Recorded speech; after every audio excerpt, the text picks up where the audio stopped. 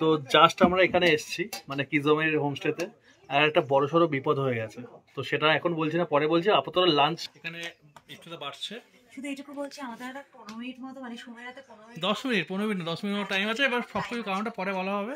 এখন এখানে দেখো সুন্দর কাঁসার ইয়েতে দিয়েছে খেতে। হ্যাঁ, আর ওরা টিফিন বক্সে রেখে দিয়েছে খাবারটা, এখানে ছিল। তো সুন্দর বেশ। আর কিছুটা বাড়ছে, আর আমি এখন আছে না আছে সেটা দেখাচ্ছি, দাঁড়াও আগে বেড়ে নেই। আচ্ছা, পাপড় ভাজা,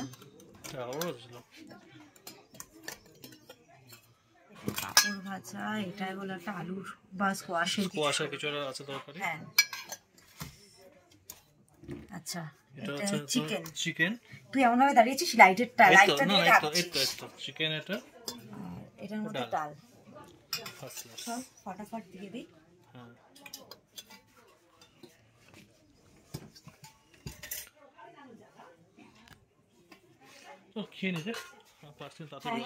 তো আমরা এখন ঠিক স্টার্ট করব। এটা হলো জামুনি ব্রিজ, তাই তো? একদম। তো জামুনি ব্রিজ ক্রস করে আমরা ওই পারে যাব, আর ঠিক ডান হাতে এটা বললি জামুনি পার্ক। না, জামুনি পার্ক। আর এটা একটা মানে পুরো প্রজেক্টের কমপ্লেক্স দেখতে হবে। আচ্ছা, তো চল যাই আর দেখাই। আর সামনে রাস্তাটা কি সুন্দর, না? হ্যাঁ। আজকে আমাদের গন্তব্য হচ্ছে জামুনি ব্রিজ পেরিয়ে কিজম যাচ্ছি। তো আগের ব্লগে তোমরা দেখেছো যে আমরা দার্জিলিং পেরিয়ে জোরথাং রোড পেরিয়ে আমরা মিটমা হোমস্টে মানে আমরা টুকভার ক্রস করছিলাম। তো সেখানে একটা তোমাদের টি স্টল ছিল, খাম্বু টি স্টল। ওখানেই আমাদের ব্লগটা এন্ড করেছিলাম, যে চা এবং ওখানকার আদার্স ভিউ। তো আজকের ব্লগটা পুরোটাই কিজমের জার্নি এবং কিজমের পৌঁছে আমাদের কী হলো বা পৌঁছানোর আগে। সেটা এই কারণেই বললাম, কারণ আমাদের যাওয়ার পথে ঘটেছে একটা মস্ত অ্যাক্সিডেন্টের মতো, সেটা আগে দেখতে পাবে।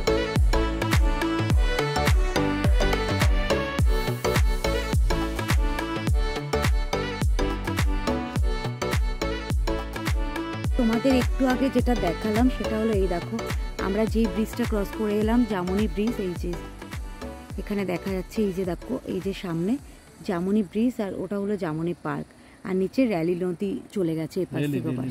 কি রেলি নদী? আমি ভুলভাল একটু বলে দিই, সোম কারেক্ট করে দেয়। একটু জুম করে তোমাদের দেখাচ্ছি। এই দেখো, দেখতে কি সুন্দর লাগছে এখান থেকে, দারুণ। তো আমরা এই জাস্ট লাঞ্চ কমপ্লিট করলাম, এখন 4:30 বাজে। লাঞ্চের টাইমে দেখলেই তাড়াহুড়োতে তোমাদের দেখালাম, সেভাবে কিছু দেখাতে পারিনি। আর হোমস্টেতে এখন ঢুকছি, ওপরটায়ও অনেক কিছু দেখানোর আছে, কিছুই তোমাদের দেখাতে পারিনি। সবটা বলছি কি হয়েছে না হয়েছে। শুধু এখন আমাদের রুমটা একটু আমি দেখিয়ে দিচ্ছি তোমাদেরকে। তো একটা জিনিস পরে তোমাদের বলছি, দাঁড়াও, আগে রুমটা দেখে নাও। তো অ্যাকচুয়ালি দেখো, এই ওপর দিয়ে আমি উঠে এসেছি, এই পুরো এরিয়াটাই হোমস্টের মধ্যে, এটা পরে তোমাদেরকে দেখাবো।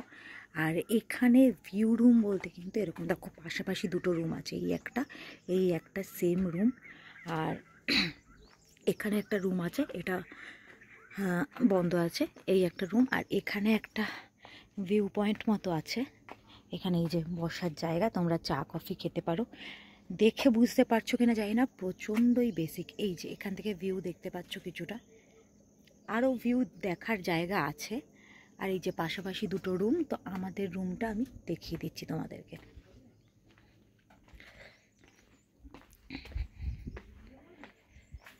তো এই দেখো, এরকম কাঠে, এই যে রুমটা, এন্টায়ার রুমটা দেখে নাও, এই হলো রুমটা। এখানে একটা বেড আছে, একদম বেসিক যাকে বলে। এখানে দেখো একটা ছোট্ট আয়না, এখানে একটা ওই জাস্ট হ্যাঙ্গার টাইপের দিয়ে দিয়েছে। আমি একটু দরজাটা দিয়ে নেই, দরজাও দেখে বুঝতে পারছো খুবই বেসিক। এমনি ব্ল্যাঙ্কেট বালিশ টালিশ দেওয়া আছে। আর এখানে একটা জানলা আছে কাচের। আর মেন এই রুমগুলোর ইউএসপি যেটা, সেটা হলো এই যে ভিউটা, এখান থেকে তুমি প্রপার একদম ভিউটা নিতে পারবে। এখানে গ্লাস আছে, গ্লাসটা খোলা যায়, এই যে এখান থেকে প্রপার ভিউ। আর এইখানে ওয়াশরুমটা আছে, ওয়াশরুমটা ভীষণই ছোট এবং একদমই বেসিক। এই যে দেখো, এটা হলো ওয়াশরুম। আর এখানে এরকম দুটো মোড়া আছে, এখানে তোমরা বসতে পারো। আর এখানে একটা ওই সাইড টেবিল বা যাই বলো। আর এই দেখো একদম বেসিক খাট, এটা হলো এই হোমস্টে। এবার তোমাদের দেখে ভালো নাই লাগতে পারে, সত্যি কথা এতটা বেসিকে আমরাও কেউ থেকে অভ্যস্ত নই। কিন্তু হ্যাঁ, এই জায়গাটা যেটা কিজুম জায়গাটা যেটা, এটা প্রচণ্ড অফবিট। এখানটা এতটাই অফবিট, এই যে রাস্তাটা আমরা তো দেখাতে পারলাম না, কেন পারলাম না বলছি। তো এই পুরো রাস্তাটা কিন্তু পুরো কাঁচা রাস্তা এবং মানে প্রচণ্ড খারাপ, সব রকম গাড়ি এখানে আসে না।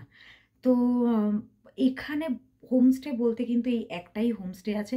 আর একটু নিচের দিকে গেলে একটা অন্য হোমস্টে এখন জাস্ট তৈরি হয়েছে, কিছুদিন আগে তৈরি হয়েছে। তবে এর মানে এই হোমস্টেতেই আরও দুটো রুম ওই দিকে আছে, দুটো বা তিনটে এক্স্যাক্ট আমি তোমাদের বলতে পারছি না, এখন জেনে বলবো।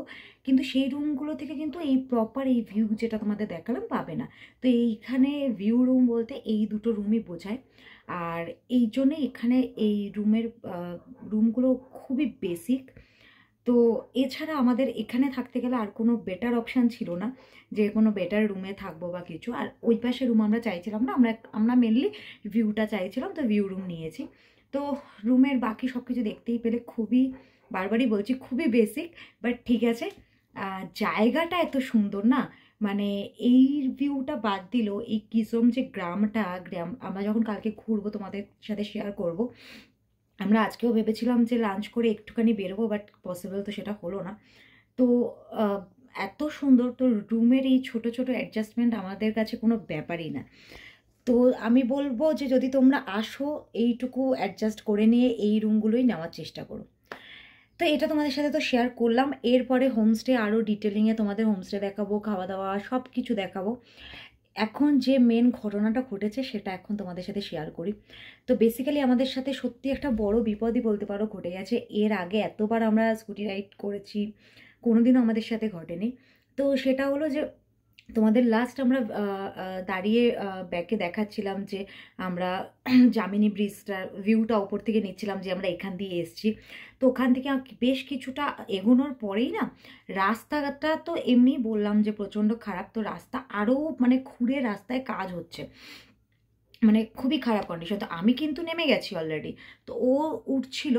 আর সেই সময় কিন্তু ওখানকার একজন যারা রাস্তায় কাজ করছে তারা পেছন থেকে, মানে গাড়ির পেছনে চাকাটা শুধু ঘুরেই যাচ্ছে, পিক আপ কিছুতেই নিচ্ছে না। তাই একজন একটু ঠেলে কিছুটা তুলেও দিল, দেওয়ার পরে ও ট্রাই করে যাচ্ছে, কিছুতেই গাড়ি পিক আপ নিচ্ছে না। তারপরে হালকা অনেক চেষ্টার পরে ওখানে যেহেতু যারা কাজ করছে তারাও একজন দুজন ছিল, তাদের সাথে কথা হচ্ছিল, অনেক চেষ্টার পরে হালকা পিক আপ যাও নিচ্ছে, কিন্তু পেছনের হুইলটা ঘুরছে না আর। আচ্ছা, এক সেকেন্ড, আমার হাত ধরে গেছে, পেছনের হুইলটা আর ঘুরছে না। তো এরকম সিচুয়েশান, এই সময় আমরা এই হোমস্টেতে ফোন করে আমরা বলি। আর এমন একটা সিচুয়েশান, এখান থেকে মানে আমরা মাঝখানে পুরো ছিলাম। আর এই জায়গাটা বললামই এতটাই অফবিট, এখানে কিছুই পাওয়া পসিবল না, কোনো মেকানিক বা কিছুই না। হোমস্টেতে ফোন করলো, ওরাও বললো যে কিছু পাওয়া যাবে না। আর গাড়ি ঠিক করানোর জন্য একদম নিচে বিজনবাড়ি থেকে আরও কিছুটা বললো ফুলবাজার, সেখানে শোরুম কিছু একটা আছে। মানে শোরুম বলতে আমি যা বুঝলাম পরে যে আর কি, যেখানে গাড়ি টাড়ি ঠিক করে সেটাই তো, ওটা আছে। তো সেখানে ঠিক করা যেতে পারে, কিন্তু গাড়িটা তো ওই অবধি নিতে হবে, গাড়িটা ওই অবধি কীভাবে নেওয়া হবে। তো এদের ফোন করাতে এরা এত ভালো, মানে সত্যি পাহাড়ি লোকেরা যে এত ভালো হয়, এটা মানে এর আগেও প্রমাণ পেয়েছি, এবারও প্রমাণ পেলাম। তো এখানে ফোন করাতে ওরা বললো হ্যাঁ একজন আমাদের একজনই উঠছে গাড়ি নিয়ে এই হোমস্টেতেই, তোমার একটা কাপল রয়েছে, তাদের বোধ হয় সাইট সিন করেছে। তো বলছে ও উঠছে রাস্তায়, তো ও আপনাদের সাথে যোগাযোগ করে নেবে। তো আমাদের দেখলো, দেখে উনি নিজেও দেখলো গাড়িটা, দেখে বললো যে গাড়িটার কি একটা, আমি তো এত পার্টস বলতে পারবো না, কিছু একটা পুড়ে গেছে, কি ডিস্ক বললো সামথিং, সোম বলতে পারবে। তো ওটা পুড়ে গেছে, গাড়ি ওখান থেকে নামানো পসিবলই না। তো উনি কি করলো, উনি এবার যারা রাস্তায় কাজ করছিল, গাড়িটা সোম আমাকে বলছে তুই এক কাজ কর, ওনার গাড়ি করে হোমস্টেতে চলে যা, আমি এখানে দাঁড়িয়ে আছি। আমি বলছি এইভাবে কি করে যাব, আমি জানিও না ওখান থেকে কতটা লাগবে এখানে আসতে, কিচ্ছু চিনি না জানি না, একা এইভাবে কারোর গাড়ি করে চলে আসা। আমি বললাম না আমি এখানেই দাঁড়িয়ে থাকবো বলছিলাম। তো সেই সময় রাস্তায় যে দুজন কাজ করছিল ওরা বললো যে না আমরা গাড়ি পাহারা দিচ্ছি, আপনি ম্যাডামকে ছেড়ে আসুন, ততক্ষণ আমরা গাড়িটা ততক্ষণ পাহারা দিচ্ছি। তো উনি ওনার গাড়িতে দুজন ছিল যারা এখানে উঠবে, তাদের সাথেই আমাদের শেয়ার করে কিছুটা আনলো, কিন্তু বললাম যে সব গাড়ি এখানে আসে না, ওই গাড়ি এখানে আসবে না, মাঝখানে একটা জায়গায় ওনার বাড়ি আছে, ওইখানে ওই গাড়ি রেখে তারপরে একটা অন্য গাড়ি নেওয়া হলো, সেই গাড়ি করে এত অব্দি আসা হলো। তো সোম তো বলছিল লাঞ্চ না করেই চলে যাবে ওখানে। তারপর আমিই বললাম যে বল অন্তত 5-10 মিনিট। তখন উনি নিজে থেকে বললো যে না না, কোনো টেনশনের কারণ নেই, আগে 10-15 মিনিট 15 মিনিট টাইম নিয়ে খেয়ে নাও। তো আমরা জাস্ট লাগেজ নিয়ে যখন ঢুকছিলাম তখনই দিদিকে বলে দিয়েছিলাম যে 10 মিনিটের মধ্যে অন্তত আমার লাঞ্চ না হোক হোক ওর লাঞ্চটা দিয়ে দাও। তো একবারেই দিয়ে দিয়েছিল। তো সোম কোনো রকমে জাস্ট খেয়ে, ও জল তেষ্টা পেয়েছে, জলটাও তাড়াহুড়োতে খাইনি, মানে ভুলে গেছে, কোনো রকমে জাস্ট খেয়েও বেরিয়ে গেছে। আমি তারপরে একটু, আমার তো একটু টাইম লাগে, ধীরে সুস্থে কোনো রকমে একটু খেলাম, খেয়ে এই জাস্ট রুমে এলাম। এবার অনেকটা নিচে যেতে হবে। তো প্রথম কথা তো নিচে যাবে ঠিক আছে, সেকেন্ড কথা এই যা রাস্তা, এই রাস্তাটা এতটাই খারাপ, যদি অন্ধকার হয়ে যায় তাহলে কিন্তু স্কুটি যদি ঠিকও হয় সেটা নিয়ে ওপরে উঠতে পারবে না। তো ওটা যে দাদা আমাদের হেল্প করছে ওনার বাড়িতে সেক্ষেত্রে রাখতে হবে, রেখে হয়তো উনি ওনার গাড়ি করে ছেড়ে দিয়ে যেতে পারে। আর আদৌ আজকে স্কুটি ঠিক হবে কিনা সেটারও ঠিক নেই, কারণ উনি আন্দাজে বলছে এটা পুড়েছে, ঠিক আছে, আরও কী কী ক্ষতি হয়েছে আমরা জানি না, সেটা ওখানে গেলে বোঝা যাবে। সেকেন্ড কথা, যেহেতু এইগুলো অতটা উন্নত নয়, তো উনিও বললেন যে অ্যাকচুয়ালি যেহেতু কিছু খারাপ হয়েও থাকে সেটা নতুন আছে নাকি ওদের কাছে সেটা শিওর না। তো যদি না থাকে সেক্ষেত্রে গাড়ি রেখে দিতে হবে, কালকে একদম নিচে কোনো জায়গা থেকে সেই জিনিসগুলো আনা হবে, এনে কালকে তাহলে গাড়ি ঠিক করতে হবে। আর গাড়ি তো ওইভাবে বললাম নিচে অনেকটা, এবার গাড়ি নেবে কি করে, ওনার একটা গাড়ি আছে, ওনার গাড়ির সাথে আমাদের গাড়িটাকে মানে বেঁধে কোনোভাবে, আমি এক্স্যাক্ট বলতে পারবো না, সোম ভালো বলতে পারবে কীভাবে নিয়েছে, বাট উনি যেটা বললেন ওনার গাড়ির সাথে ওই স্কুটিটাকে বাঁধা হবে, এবং যেহেতু হুইল ঘুরছে না, সোম গাড়িতে বসে ওই হালকা স্টার্ট দিয়ে পিক আপের মতো করবে আর ওই গাড়ির সাথে বেঁধে নামানো হবে, এরকম কথাই শুনেছি। এবার সোম এলে ডিটেলিংয়ে জানতে পারবো, কারণ পুরোটা প্ল্যান হয়েছে, ওখানে ওরা কিভাবে কি এক্সিকিউট করছে সেটা তো ওরাই বলতে পারবে। তো এত একটা খারাপ পরিস্থিতিতে পড়ে গেছি, মানে এত টেনশন হচ্ছে। তাও ভাগ্য ভালো যে ওখানে এমন একটা জায়গায় খারাপ হয়েছিল, দুজন ছিল ওখানে রাস্তা যারা সারাই করছে তারা, প্লাস এদের সাথে যোগাযোগ করতে ওই দাদাও সেই সময়ই গাড়ি নিয়ে উঠছিল, উনিও এত হেল্প করছে। ইভেন এই হোমস্টে থেকেও যে মালিক যে দাদা, উনি সোম টেনশন করছে দেখে বলছে কোনো টেনশন নেই, আমরা আছি, ঠিক ব্যবস্থা হয়ে যাবে, কোনো চাপ নিও না। তো অবশ্যই সেটা আছে, এবার তাহলেও স্টিল বুঝতে পারছো এরকম মানে হট করে এতটা দূরে খারাপ, তার মধ্যে এই রাস্তাটাও ভালো না, কতক্ষণে কি ঠিক হবে, কতক্ষণে সোম আসবে কিচ্ছু জানি না। এখন তো 4:30 বাজে, সবে এখন যা মানে এখানে যাবে, নামতে ওদের কতক্ষণ লাগবে, রাত হয়ে যেতে পারে ফিরতে। তো খুবই টেনশানে আছি সত্যি, এরকম বিপদ এর আগে কখনো ঘটেনি, ফার্স্ট টাইম এরকম হলো। বাড়িতে এখনও ফোন করতে পারি, নিজে পৌঁছেছি, 2 বাড়িতেই জানানোর আছে। এখন আমি ফোন করব ঠিকই, কারণ বাট এই মুহূর্তে কিচ্ছু জানাবো না, কারণ আমার মা, ওর মা, বাবা সবাই টেনশন করবে। তো এখন কিচ্ছু বলবো না, শুধু বলবো আমরা পৌঁছে গেছি, পরে ধীরে সুস্থে বলা যাবে, এখন আর কিছু বলা যাবে না। তো তোমাদের সাথে জাস্ট কী হয়েছে না হয়েছে শেয়ার করলাম, অনেকটা টাইম হয়ে গেল এত কিছু শেয়ার করতে গিয়ে, বাট তাও স্টিল আমার মনে হলো শেয়ার করে দেওয়া উচিত। আর আমি জানি না এরপরে হয়তো এখন ব্লগে আর আসবো না, কারণ আমি নিজেও প্রচণ্ড টেনশনে আছি। সোম আসুক, তারপরে তোমাদের সাথে আবার কথা বলবো, কী হলো না হলো বলবো। তো আপাততর জন্য আবার পরে কথা বলছি, বুঝতেই পারছো মুডটা খুব অফ হয়ে গেছে।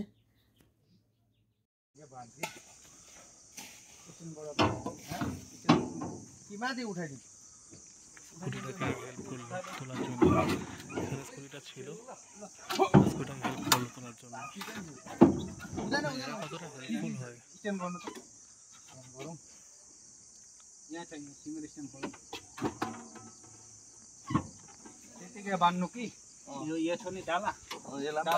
ये नहीं जाएगा क्या?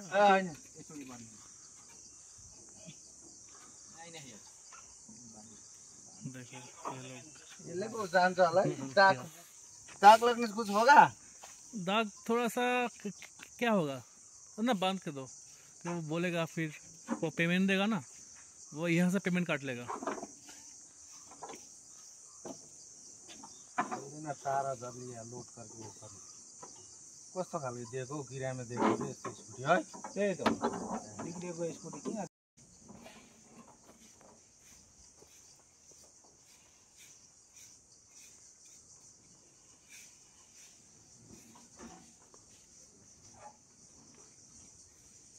স্কুটি খারাপ হয়ে পড়েছিল, এখন এরা এত হেল্পফুল যে ফাইনালি তুললো স্কুটিটা এর মধ্যে বেঁধে, এবার এখান থেকে নিয়ে যাবে গাড়ি করে, পিক আপ গাড়িতে তুলে এখন যাব আমরা।